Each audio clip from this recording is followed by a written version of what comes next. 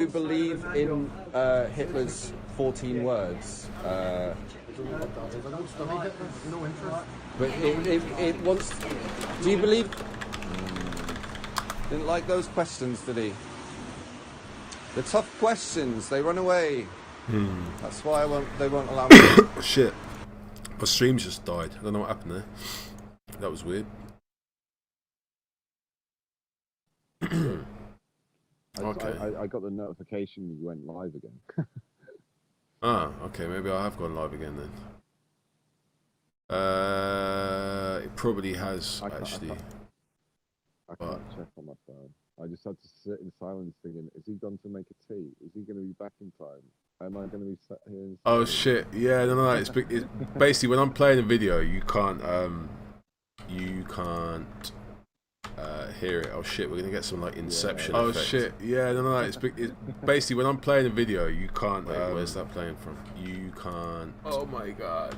Hear it. Oh shit, we're gonna get some like Inception effect. Oh shit. Yeah, that was the Inception effect. All right, people are coming back across. Let me get it over.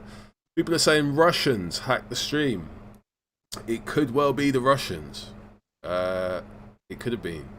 It could have been the 4chaners. We mentioned we've invoked the name of 4chan this evening. What else? The Russians have just locked up some Antifa members. Say that again. Russia's locked up Antifa members. Yeah, I can't Is it? remember what they were. Yeah, I can't remember what they were doing, but it was literally just recently, like in the last month. Interesting. And, like, Russia famously anti-fascist.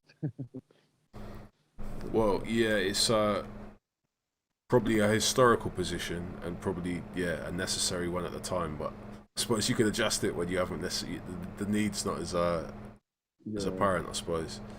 I don't know the details either. I need to find out. Right, give me one sec. I'll get this sorted out. You guys Speakers Corner tomorrow? Probably. People are saying Lister has a dodgy mic. No, Lister's probably lying horizontally at the moment with like his phone like stuck to the side of his head. Minimal effort in kind of keeping it. Yeah. No, I've got my earphones in with the microphone. I'm trying to position the microphone in front of my neck, but You got like a Chinese mic, man. it's definitely a bullshit like £3 earphone piece. I break them like every fucking month, so I'm not paying. But yeah, Tommy Robinson's message seems to have shifted a little bit from I don't know, his anti-Islam, we campaign for LGBT rights. Islam is like a kind of nice. It's like thumbing its nose at all of those. Therefore, we're against Islam. To this position where it's like, oh, we actually respect the conservative values of Islam, and this is crazy to see the Tories implement. I don't know. It was interesting to watch, and I've seen a couple of people. TYO, the young Ottoman, has said that he would like march with Tommy for that cause. He would do that. Yeah. That's what he said. What the fuck? Do you know what this is? Like, I've learned a lot about psychopathy in the last few months, and this is just a gaslight, in my opinion. Do you know what a gaslight is? Yeah, gaslighting is when you kind of oh shit, who's this calling? Oh shit, who's that? Who's trying to call? Big Odds. I think Big Odds has got a stream. Okay, cool. Gaslighting. Yeah, sorry, carry on. He's just like throwing in like some mad, confusing kind of like new reasons to exist, which is just like everyone's just gonna look at it with a kind of like, what the fuck's going on here? Like, he's now teaming up with Muslims. Well, it's him refining his position, isn't it? He's maturing as an activist politician, I suppose. And I think, yeah, he's definitely he's a polished media personality, 100%. He's doing very well under pressure. Seems to be either preempting the questioning or the line of questioning, or I guess kind of rehearsing potential. I don't know, because he pretty much knows what the tough questions are going to be. You know, he knows. Oh, man. By now, he knows what to expect. 100%. Yeah, but he keeps using the line like in that meeting, in that conference thing. Even Sargon of Akkad, or like I think it was Sargon of Akkad, was just like, when people refer to Tommy Robinson as racist, they just haven't got a quote. They can't pick a specific thing that he said that's racist, and it's just like, what? There's fucking dozens of them. What are you talking about? Literally dozens of them.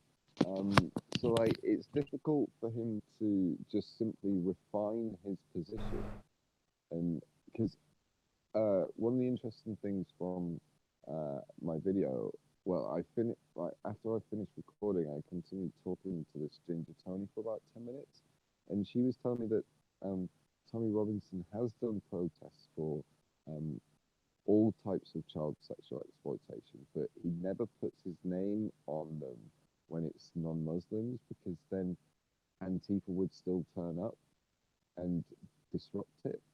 So he only puts his name on the Muslim ones, and he says that, and she says that he's going to do one in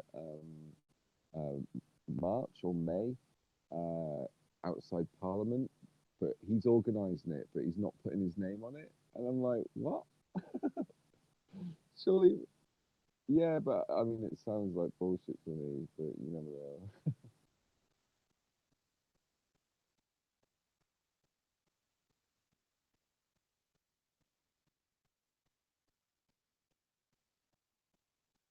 I don't know, man. This is, for me, this is just kind of hearsay at the moment. But like, I don't know why you would choose to like receive the wrath from Antifa by putting your name on it, like all this Muslim stuff that he's doing. But then when he's doing stuff that it would legitimately make him appear less racist, because then he's showing to be concerned about child sexual exploitation overall, then that would be an incentive for then Antifa to not get involved in when he's doing something about Muslims, because then another day he's going to do it about Christians or the government or football coaches. Well, I'll say it becomes more difficult for people who oppose Tommy, anti-fascists, anti-racist, stand up to racism, whoever it is. If he has I mean, this is his message kind of broadening. So it goes from being kind of like tunnel vision on Islam, kind of open up the flaps a little bit to deal with grooming, to this sort of, I don't know, his political vision is widening somewhat. I'm not saying he's got this fully formed, like, I don't know, utopia kind of planned out, but I mean, he seems to be he's refining his position, and I would say that's not really the what's the word? Sorry, 4 in the morning, I'm searching for it. It's not the predictable path. I don't think people would have predicted it. It's definitely not predictable, but I think what we have to take with a pinch of salt is his like sincerity with it. I think that he's just probably seen that he's appearing too racist and doesn't want to continue down that path.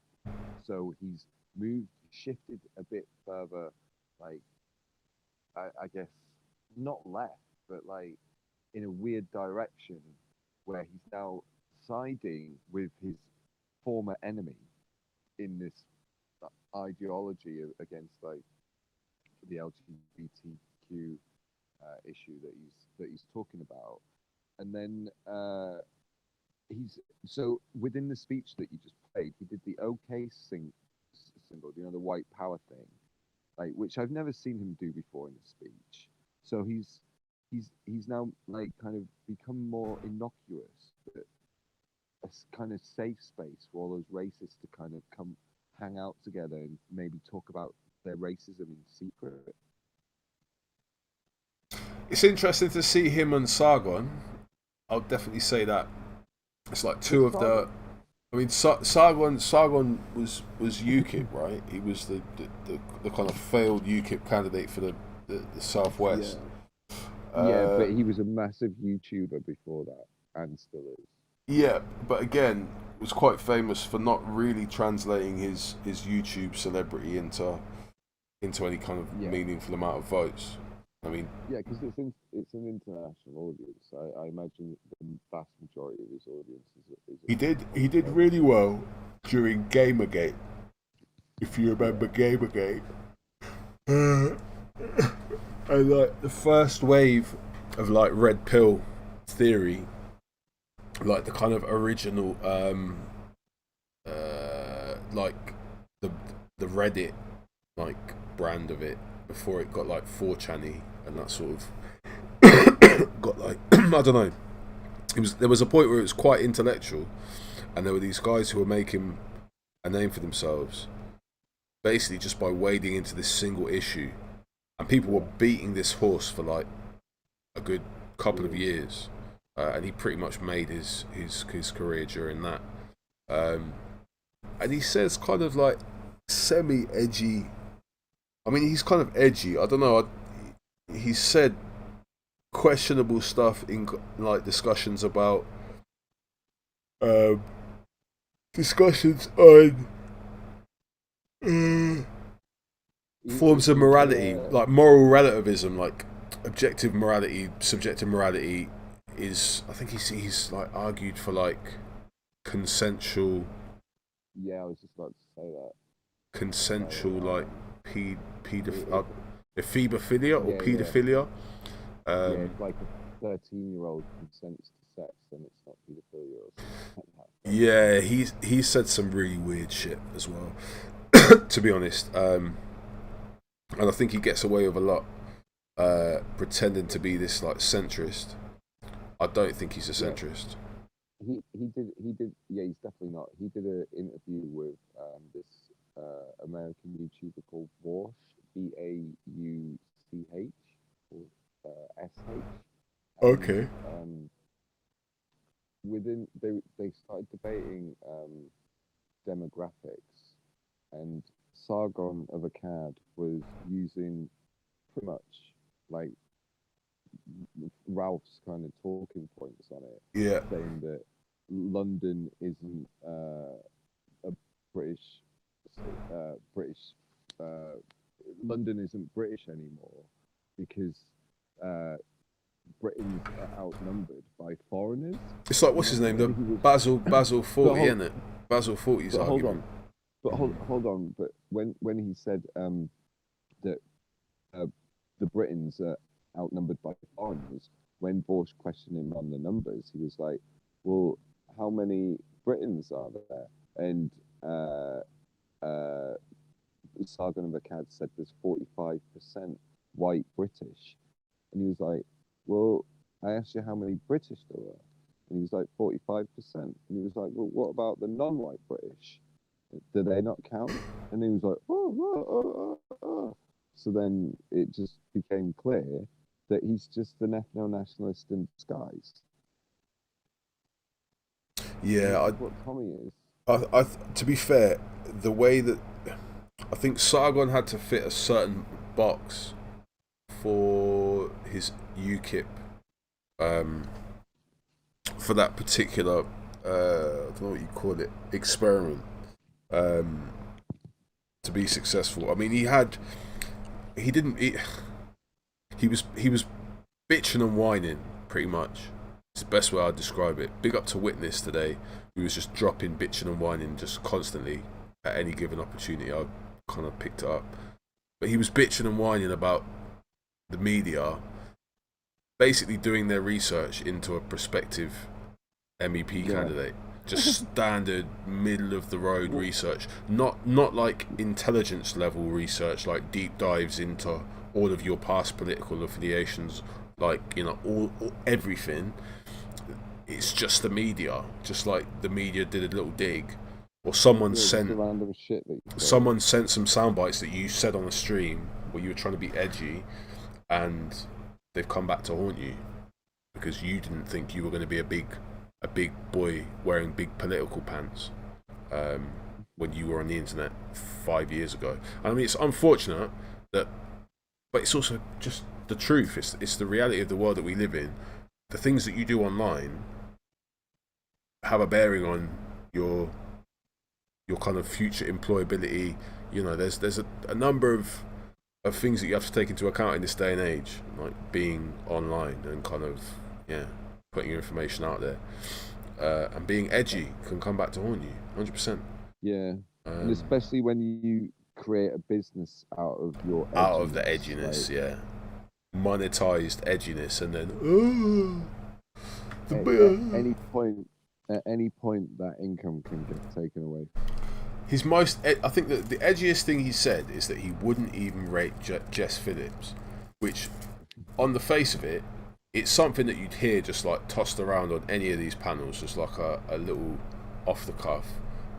You think you're attractive? Oh, I wouldn't even rape you. Like, what?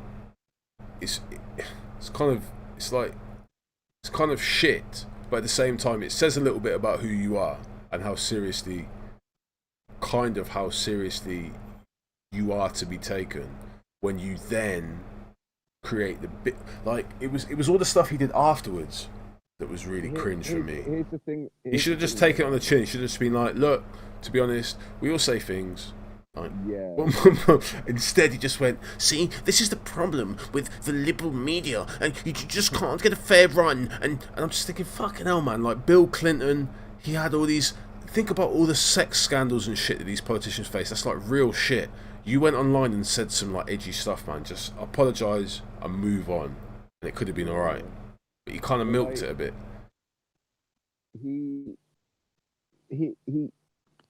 I forgot what I was going to say. Sargon of Akkad and his like sort of gateway ethno-nationalism. Don't know if it was around that ballpark, but I mean, yeah. The thing that I found interesting with him is that the stuff that he's in contact with on the internet, on like the fringes, and this can be 4chan, it can be weird little Telegram Discord groups. I mean, I've heard him argue for it, that there needs to be these spaces where people can have these weird kind of little sensibilities and these sort of, I don't know, banter sessions at anyone's cost, South Park style, to kind of let off steam and, I don't know, for some sort of political, I don't know. That's exactly what I was going to say. They have that though, and what he was doing, like if someone said what he said on these panels, that's fine. But like when he's making a video addressing this woman to like hundreds of thousands, if not millions. Jess Phillips, and it's a bit different when you're saying I wouldn't even rape you, which to me implies that I'm a massive rapist, that you're so ugly that I wouldn't rape you. That's the way it sounded to me. It was a proper cringy comment, man. I couldn't take him. I couldn't take him seriously. But I mean, with that said, I would never consider. I mean, for someone like, I don't know, just imagine being in the Southwest, and all of a sudden you look on your prospective MEP list and you see this Carl Benjamin name jump out, and you Google Carl Benjamin, and there's this treasure trove of like sound bites and hour-long rants and, you know, all sorts of stuff. Like, he reads out random fucking bits of like ancient history. He reads like, does little history kind of readings and stuff, really random stuff he does on his channel. And there's the mundane stuff, and then there's like the edgy stuff, And yeah, the weird stuff as well. Like if you speak for long enough, you're probably going to say something that's going to make you look like an idiot at some point. And yeah, he's spoken at length for. So you just need he for people. This happens a lot in these hangout things. Like there's just certain people who are just on them for like more than like 3, 4, 5, 6 hours a day on almost a daily basis. And it's like, where are you getting like your input from? Because I hear like a lot of output, but where are you getting all the information from that informs the shit that's coming out of your mouth? Because you don't stop talking. Very good point, And I think, I took a break around Christmas, and no, I wasn't talking about you. I was no. It made me. It sort of made me realise that shit, I've done that.